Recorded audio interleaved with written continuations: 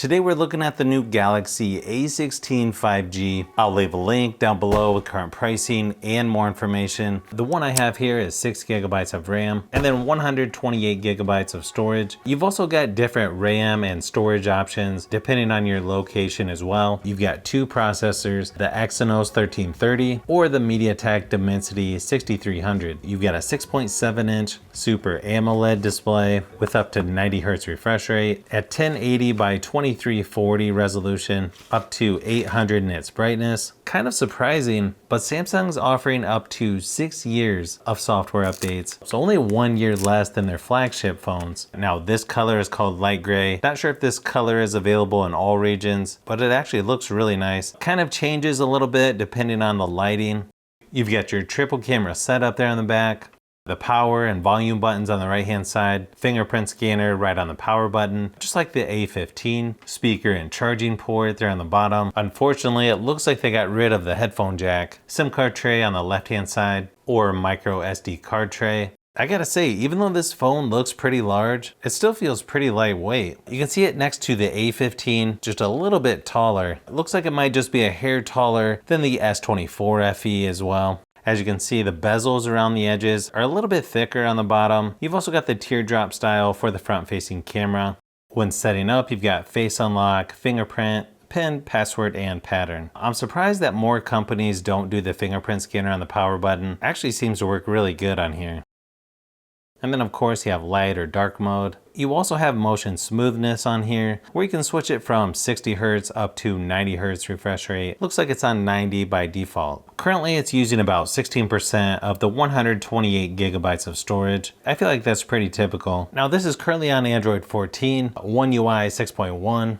I feel like screen quality on here is actually a lot nicer than you would think. For a phone at this price, blacks are nice and dark, it's got good contrast, pretty good viewing angles as well. You can also watch up to 1080p resolution for YouTube videos. Obviously it's Wi-Fi now 1, which is good for streaming apps like Netflix.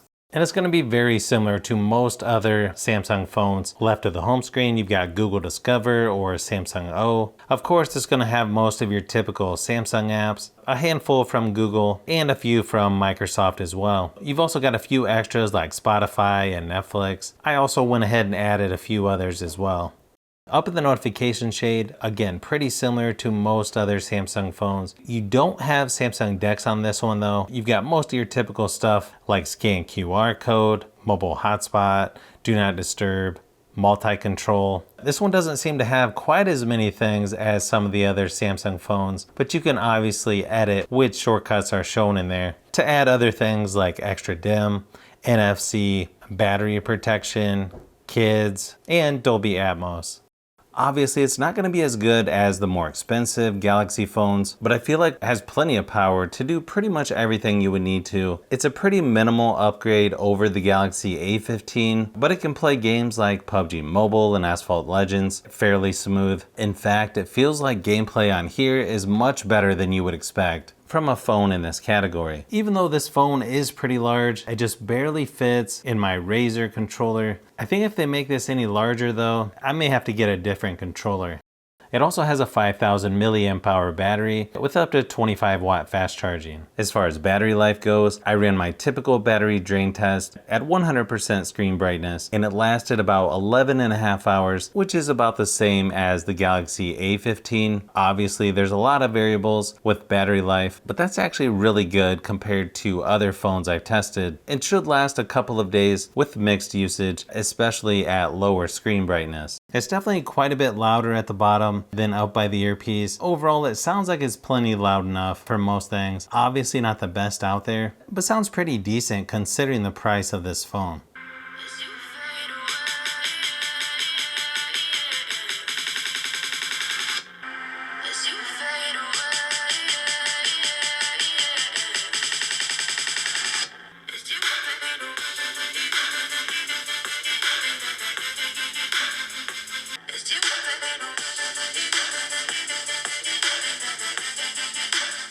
As far as the cameras go, you've got a 50 megapixel wide angle lens, 5 megapixel ultra wide, 2 megapixel macro lens, 13 megapixel wide angle lens on the front. You will notice it's a little more simplified, doesn't have as many features or modes as the more expensive Samsung phones. You've got portrait, photo, video.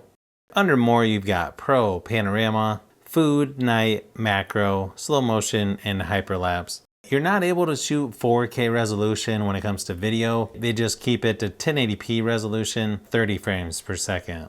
It's got decent shutter speed on it, obviously not the fastest out there, and it takes a little bit to process, but overall it seems like it's pretty good quality, at least in my studio lighting. Here's a few quick samples just to give you an idea of what to expect on the Galaxy A16 5G.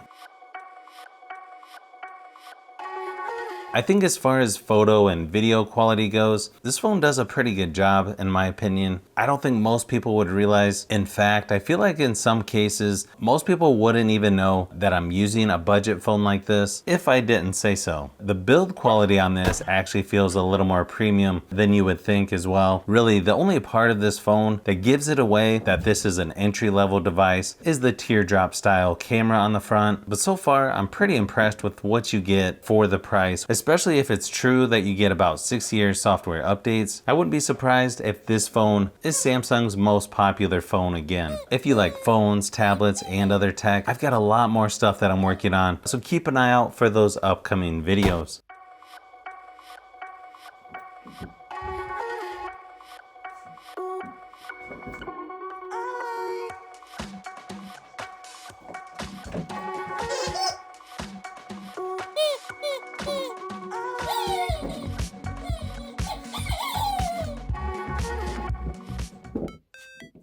So if you've made it this far into the video, you may want to say thanks by subscribing, and don't forget to give a thumbs up if this video was helpful. This is Brian from Fishbee Productions. Thanks for watching, and I'll see you on the next one.